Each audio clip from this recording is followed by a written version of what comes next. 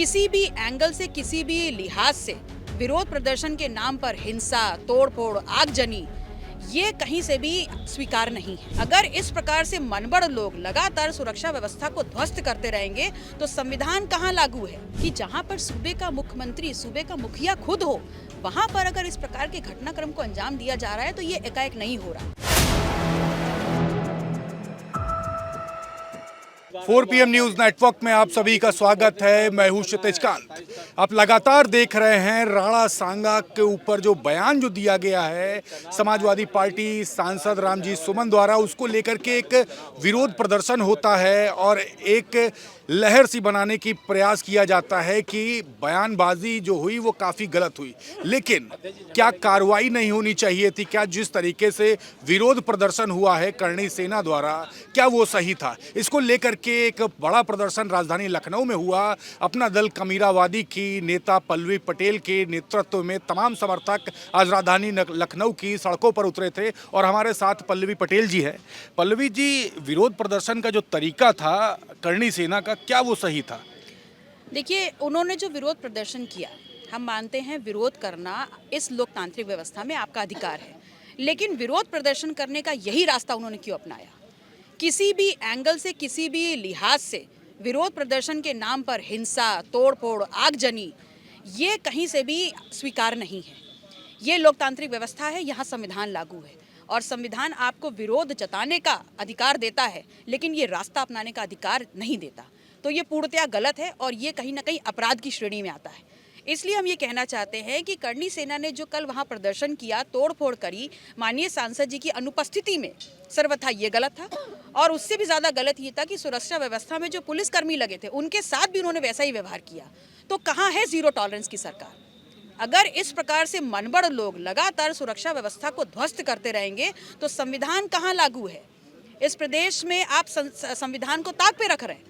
तो हमारी ये मांग है कि जो प्रदर्शनकारी हैं उन पर रासुका लगाई जाए, जो प्रदर्शनकारी संगठन था उसको अविलंब बैन किया जाए, ताकि वो लोग अपने मनबड़ तरीके से इस विरोध, हिंसात्मक विरोध करके जो लॉ एंड ऑर्डर को ध्वस्त कर रहे हैं, दोबारा वो लॉ एंड ऑर्डर की व्यवस्था स्थापित की जा सके। और इस प्रदेश में जो दलित और पिछड़ा समाज के नेता हैं, अन्य पार्टियों के जो नेता हैं, उनकी सुरक्षा व्यवस्था को रीवैल्यूएट करते हुए उनको उचित सुरक्षा व्यवस्था मुहैया कराई जाए। मैम, जिस समय ये घटना हुई उस समय सूबे के मुख्यमंत्री योगी आदित्यनाथ उसी जिले में एंट्री कर रहे थे और उस समय ये घटना हो जाती है। क्या मानती हैं कि एक तो जीरो टॉलरेंस की नीति की बात होती है और सूबे के मुख्यमंत्री जिस समय किसी जिले में एंट्री करते हैं उस समय प्रोटोकॉल काफ़ी टाइट होता है, उस समय ऐसी घटना हो जाना क्या योगी आदित्यनाथ के लॉ एंड ऑर्डर पर सवाल खड़ा करती है? देखिए, सबसे बड़ा सवाल तो निसंदेह यही है कि जहां पर सूबे का मुख्यमंत्री, सूबे का मुखिया खुद हो, वहां पर अगर इस प्रकार के घटनाक्रम को अंजाम दिया जा रहा है तो ये एकाएक नहीं हो रहा। ये बहुत ही प्लान तरीके से आपने एक जाति विशेष के घर पर आक्रमण किया है और आपने बताने का काम किया है कि असल में आपकी सोच में जो पिछड़ा और दलित समाज के लोग हैं उनको आप कहाँ पर आंकते हैं। लेकिन हम ये कहना चाहते हैं कि अगर संविधान है तो दलित हो, पिछड़े हो, सबके हक और अधिकार हैं।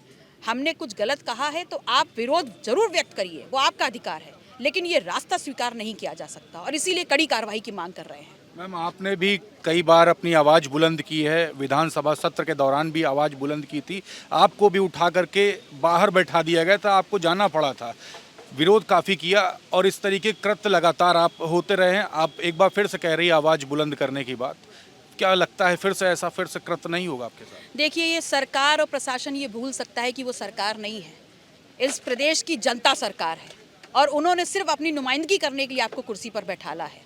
हम किसी के सामने कुछ साबित कर पाएं या ना कर पाएं, लेकिन इन विरोध प्रदर्शन के माध्यम से अपनी बात को रख करके हम जनता के सामने जरूर इस बात को स्थापित कर रहे हैं और सत्यापित कर पा रहे हैं कि किस प्रकार से सरकार इस प्रदेश के जो दलित है, पिछड़ा है, लगातार आप 1.5 साल के घटनाक्रम देख लीजिए, उनकी आवाज़ को और उनके अधिकारों को दबाने का काम किया जा रहा है। इसलिए लगातार संघर्ष और आवाज़ तो उठती रहेगी और संघर्ष सदन से लेकर सड़क तक चलता रहेगा। मैम, एक सवाल और बनता है क्योंकि समाजवादी पार्टी के सांसद थे, एक बीच में तमाम आप लोग आपका और समाजवादी पार्टी सुप्रीमो का एक विरोधाभास की बातें सोशल मीडिया पे काफ़ी चली। क्या लगता है अब आपसी जो सामंजस्य है वो फिर से व्याप्त होगा और जो सोशल मीडिया पे जो एक विरोधाभास की जो बातें चली वो क्या ख़त्म हो जाएगी? देखिए, हमारी जिम्मेदारी इस प्रदेश की जनता ने विरोध में तय की है जी। और हमारा ही काम है कि हम विरोध में रह कर, विपक्ष में रह करके जो भी गलत हो रहा है उस पर आवाज़ मुखर करें। माननीय सांसद जी रामजी सुमन जी समाजवादी पार्टी के सांसद हैं। अगर विपक्ष के किसी और सांसद के साथ भी ऐसा होता तो हम इतनी ही मुखरता से उस बात को उठाते, क्योंकि हमारा दायित्व है कि विपक्ष में हमारे किसी भी साथी के साथ कुछ भी गलत हो, हम नैतिकता के आधार पर उसके साथ खड़े हों। मैम आखिरी सवाल लेंगे, क्योंकि यहाँ पे आपके तमाम समर्थक भी हैं और उत्तर प्रदेश में आप पिछले समाज, दलित समाज की आवाज़ उठाती हैं। कहीं ना कहीं कोई ना कोई परेशान जरूर रहता होगा, लेकिन बड़े बात ये है कि जब सांसद के घर पे इस तरीके की गतिविधियाँ हुई, महिलाओं को लेकर के सरकार बात करती है, काफ़ी वर्क करे, क्या सेफ्टी खुद आप फील करती हैं सरकार में एज अ विधायक? देखिए, एज अ विधायक तो निस्संदेह कि हम जो फील करेंगे हमारी जनता भी वही फील कर रही होगी। लेकिन मैंने सड़कों पे चलते हुए और जो 1.5 साल में घटनाक्रम हुए हैं, चाहे आप किसी को भी ले लीजिए, चाहे आप गरीब युवा को ले लीजिए, चाहे आधी आबादी को ले लीजिए, चाहे अन्नदाता को ले लीजिए, किसी भी आयाम और किसी भी कोण पर व्यक्ति सुरक्षित नहीं है। वो सरकार की नीतियों से बहुत ही ज़्यादा क्षुब्ध है और वो अपनी लगातार दबी ज़बान से इस बात को कह भी रहा है, लेकिन सरकार की कान में जू नहीं रेंग रही, क्योंकि सरकार इस सब बातों को इम्पोर्टेंस नहीं देती। सरकार के लिए सत्ता ही सिद्धांत है, लेकिन जो इनकी ये सोच है कहीं ना कहीं 27 में ये रंग लाएगी और आप देखेंगे कि प्रत्यक्ष रूप से जो 85% लोग हैं सड़कों पे उतरेंगे अपनी मांगों को लेकर के। एक तरीके से आपकी भी आवाज़ कुचलने काम किया गया, धरना स्थल इको गार्डन में ला करके आपको छोड़ दिया गया, आप लोग हजरतगंज तक नहीं पहुंच पाए। देखिए, आवाज़ क्या कुचलने का काम किया गया, हमें जो संदेश पब्लिक को देना है वो तो आप लोग के माध्यम से हमारी जनता तक पहुंचेगा ही।